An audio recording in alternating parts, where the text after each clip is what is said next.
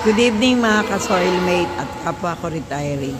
Dahil malamig sa labas at cloudy, we are here at Sunman Hotel Swimming Pool. So nag-i-enjoy si Eli, si Elena, si Giselle at si Gladys kasi kailangan ng bata supervise. Kaya yan, makikita niyo sila. Yan, nag-i-enjoy. Meron silang nakapag-swimming lesson to mga bata prior to this activity.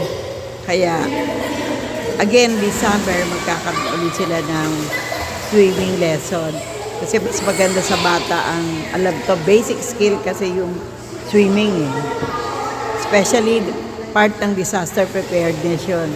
Para ang mga bata, in case of flood or some natural disaster, ano sila, prepared sila. No? Ayan o. May mga bata talagang malakas sa loob, may batang takot. Pero ito, nilagyan sila ng sa mata para hindi masaktan. Yan. Oh, yan. Si Eli, alam pa rin. Oh, alam niya pa rin. Eli still remember the basic lesson na tinuro sa kanila last summer. So, i-enroll sila uli ng mami niya. Yeah. Medyo cold yung water kasi yung weather nga dito is really cold. Kaya, cold pa rin yung water sa swimming. Parang colder than lukewarm water. Yeah.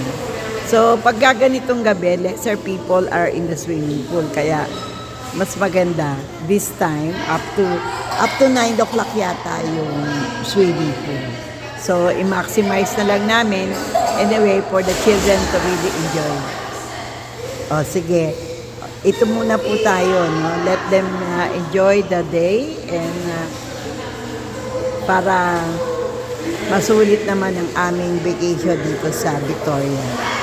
Bye for now. I'll Lucas again for Langley BC.